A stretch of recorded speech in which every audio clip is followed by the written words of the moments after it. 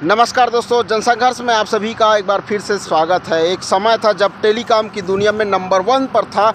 लगभग उस समय 12,000 करोड़ का प्रॉफिट देकर गवर्नमेंट को एक राजस्व का वित्तीय भार दिया करता था और हम सभी का बेहतरीन कंपनी। और जब उस समय प्राइवेट कंपनियां नहीं थी, उस समय कम ही थी और उस समय सभी लोगों के पास जब एक ही मोबाइल हुआ करता था, उस समय हमें साथ दिया था।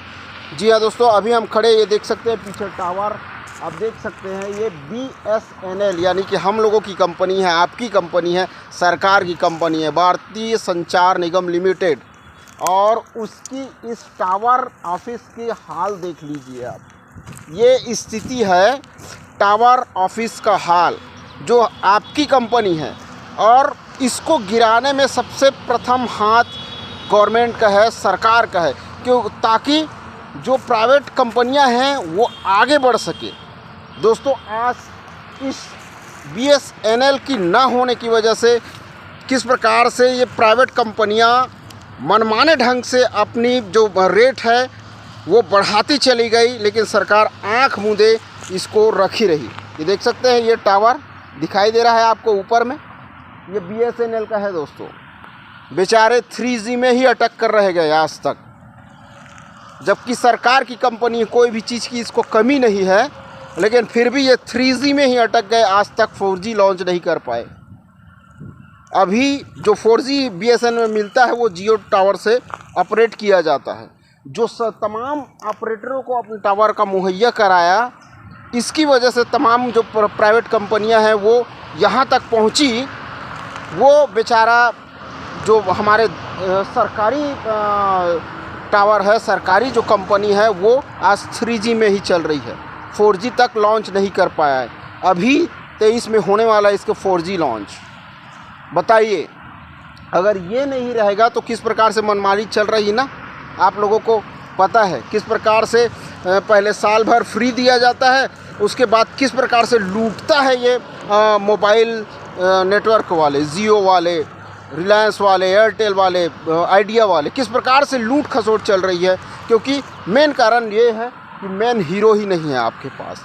अगर ये रहता, ये गवर्नमेंट का है, ये सरकार का है, ये रहता, ये अगर वह सक्षम रहता, ये सही ढंग से रहता, लंगड़ा नहीं होता, तो उन लोगों की औकात नहीं थी, इन सभी नेटवर्कों की औकात नहीं थी कि अपने रेट मनमाने ढंग से बढ़ा सके।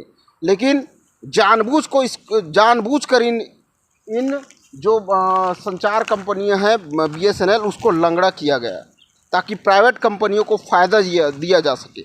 अब ये हाल किसने किया? कुछ हद तक कांग्रेस गवर्नमेंट ने किया, कुछ हद तक भाजपा गवर्नमेंट ने भी किया। दोनों की मिली भगत से एक काम हुआ है कि किस प्रकार से BSNL को एक तरह से लंगड़ा ही कर दिया गया। और आज के डेट में आपके बिरले ही लोगों के पास BSNL का कोई सिम पाएंगे। एक समय था जब लोगों के पास एक ही मोबाइल हुआ करता था, उस समय नोकिया वगैरह चलता था ना, आप सभी को पता होगा। उस समय BSNL का ही टावर इस्तेमाल किया जाता था, आपको पता नहीं होगा। उस समय 48,000 करोड़ का प्रॉफिट दिया करता था सरकार को, लेकिन सरकार को इनके कार्य में इसलिए बाधा आई क्योंकि ये प्राइवेट कंपनियों को नुकसान पहुंचा रही थी, प्राइवेट कंपनियों को आगे बढ़ने नहीं दे रही थी। ये स्थिति है हमारे देश की, हमारे विडंबना है। जो सरकारी कंपनी, जो सरकारी चीज़ है, जो कुछ हद तक जनता को राहत दे सके, उसको तुरंत ही दबा दिया जाता है। जिस प्रकार से प्राइवेट स्कूलों को बढ़ावा देने के लिए सरकारी स्कूलों को बंद कर दिया जाता है, अगर बंद नहीं किया जाता है तो ऐसा दांव चला जाता है जैसे उसमें शिक्षक ही ना हो, उसमें मजबूरी में शिक्षक ना हो, पढ़ाने के तौर तरीका को कमज़ोर किया जाए ताकि लोग अपने बच्चे को सरकारी स्कूल से निकाल कर प्राइवेट में ले जाए। उसी प्रकार से इसको इतना कमज़ोर कर दिया गया कि अब लोगों के पास BSNL का सिम ही देखने को नहीं मिलता। बताइए आप, ये है हमारे सरकार की किस प्रकार से आप लोगों को लूटने की तौर तरीका। दोस्तों, दिन ब दिन किस प्रकार से प्राइवेट कंपनियां हमको लूट रही है। 28 दिन का रिचार्ज 300, 400, 500 में दे रही है और उसमें भी आपको सही नेटवर्क नहीं मिलता, सही से उसमें बोलने की स्थिति नहीं आती, कभी कॉल कट जाता है, कभी आपका जीबी बूम बूम बूम करके वूफिंग करता है।